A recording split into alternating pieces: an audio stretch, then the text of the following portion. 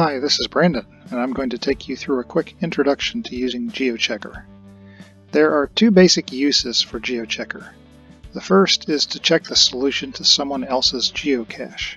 Now, to do that, you must start from a proper Geochecker link on a cache listing or some other website. You can't find links to geocaches here on Geochecker. If you followed a link to Geochecker, however, you should arrive at a page that looks something like this. For example, this cache listing further down has a link that says you can check your answers for this puzzle on geochecker.com. And if you click it, here you go.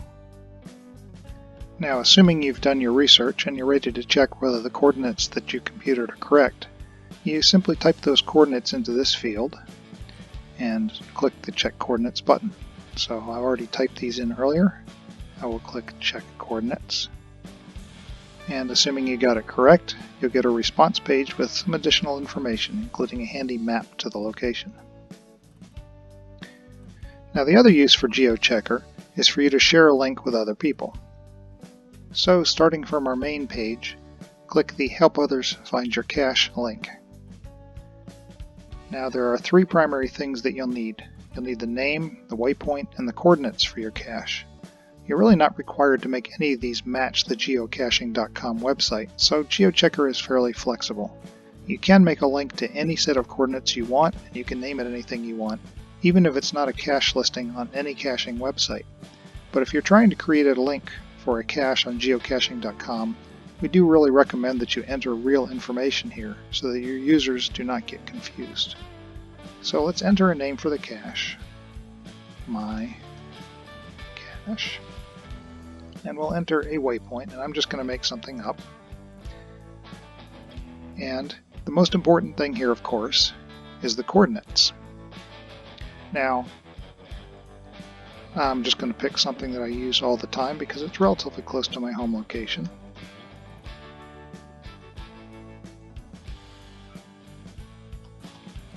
Now, it's important to note that the waypoint, if I pick something that follows the standard geocaching.com conventions by starting with GC, then users will be able to click an easy link to take them back to the cache listing so they can log it as found. So make sure you make that waypoint name match the waypoint listing. The coordinates, of course, determine where somebody finds out whether they're correct or not. Don't forget to specify the proper north, south, east, west coordinates because those are pretty important. Now, you can specify an exact solution, or you can allow users to simply get close to the correct location. If you select fuzzy solution, you have two choices, either 25 feet or about 8 meters, or 100 feet or 30 meters. These will allow users to get close but not correct, and it'll still show a correct answer. You can also create a secret code puzzle if you're a registered Geochecker Plus user. This allows seekers to enter a word or a phrase instead of the usual coordinates. For example, I might type my secret, and if they type that in, they'll get a positive response. I'm going to stick with coordinates, however.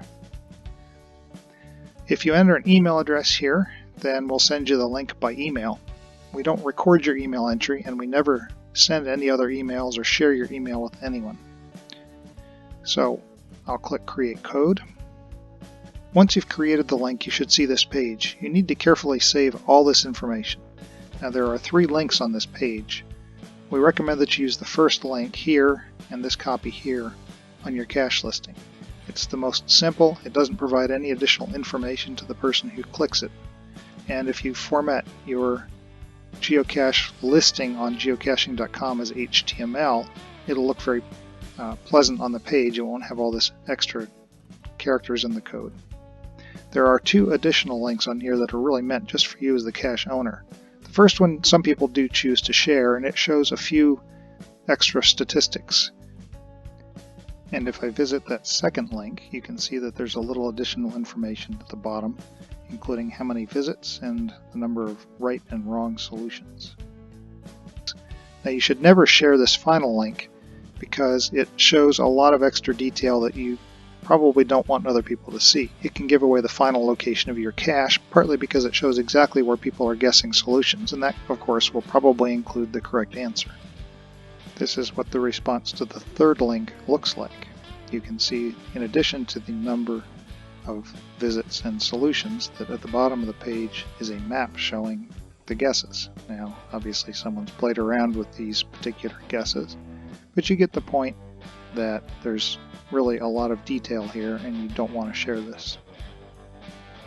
So, regardless of which link you choose to share, we do recommend that you format it as HTML so that it looks nice and neat. Well, that's about all there is to using Geochecker at its basic features. I'd ask that you consider signing up for the Geochecker Plus features, which also offer a lot of extras. In particular, no advertisements, more guesses per hour and per day, and also the ability to change the coordinates and customize the response for your link. If you need to change the coordinates without that, you can go back and create a new link. But if you've already shared that and you don't want to have to change the link that you own, then it may be useful to you to be able to change the coordinates to which Geochecker responds as being correct. Well, that's about all there is to it. Thanks for watching, and get out there and enjoy your puzzle caching.